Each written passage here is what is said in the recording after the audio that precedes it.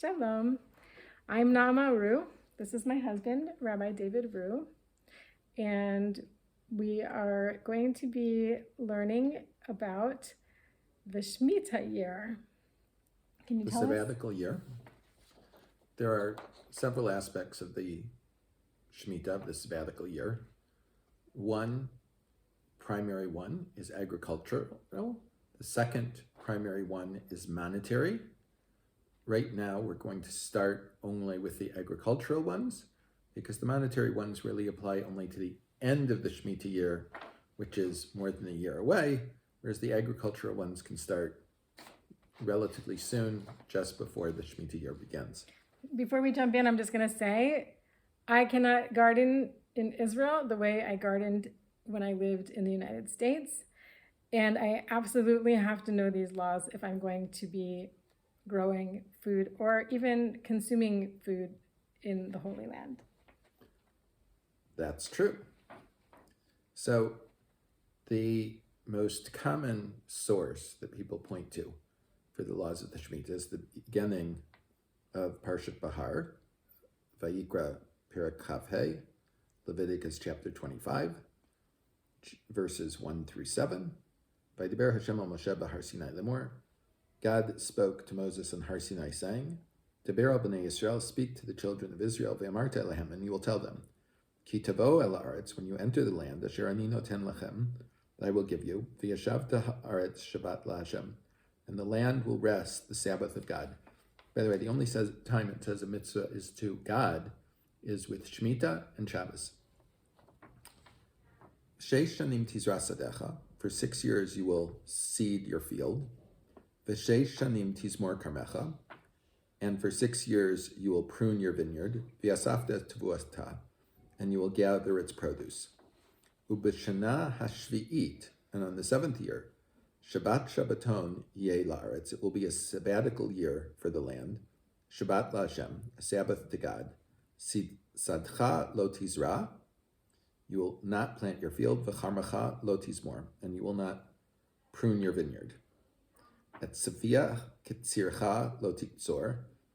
Sefiach is a little bit of a difficult word. It is what grows from what drops from the seeds of the previous year. Of your harvest you will not harvest. Vet inve nizirecha lo tiktzor, and the grapes of your vineyards you will not gather. Shnat Shabbaton yeh la'aretz, it will be a sabbatical year to the land. Vayta Shabbat haaretz lechem leochla, and it will be a sabbatical for the land for you to eat. Lecha ulavadecha ulamatecha l'sechircha l'toshavim hagarim imach, for you, your slave, your maidservant, the one you hire, and those that live with you. Levhemtecha, for your animals, l'chaya asher be'artzecha, and for the wild animals in your land. Tiye kol tvuata le'echol, all of the produce will be to eat. In other words, you don't control it.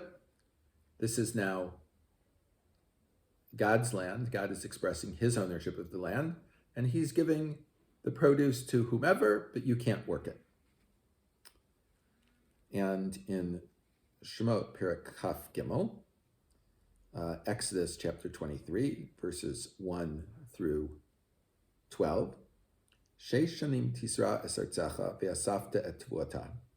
For 6 years you will seed your land, you will sow your land, and you will gather its produce.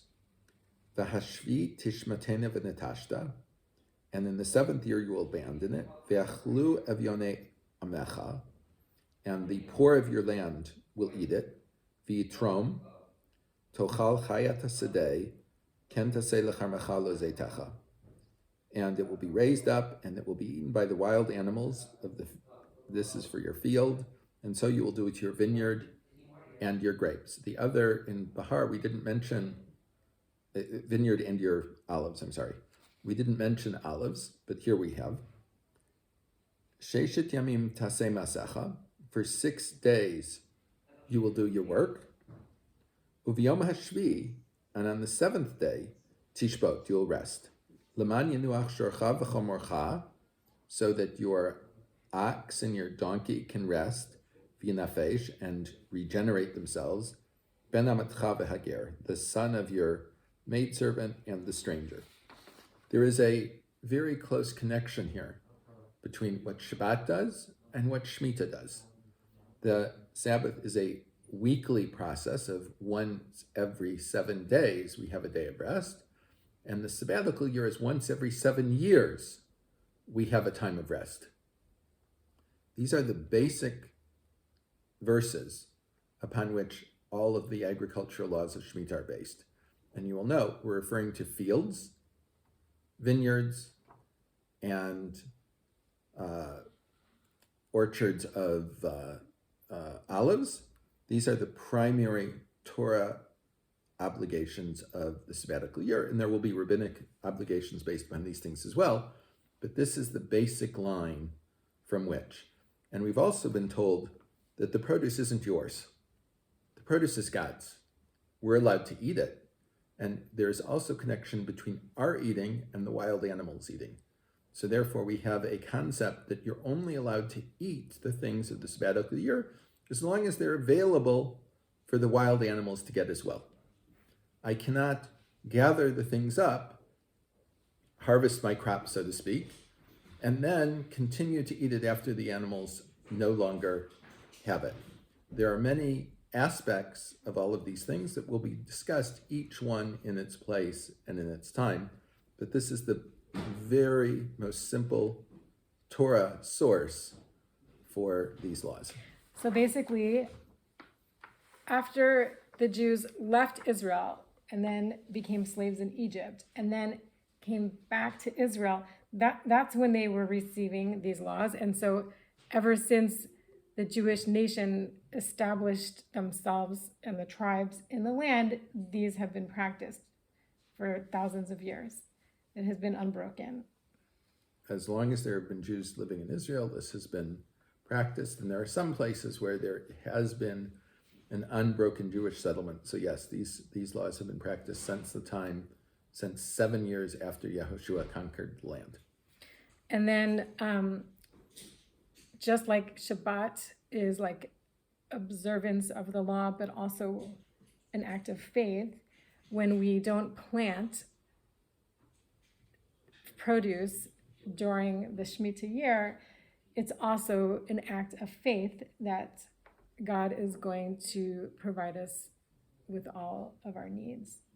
That's true, and there are additional Pesukim that deal with that we will look at later. Okay, it's a great introduction. Thank you. You're welcome.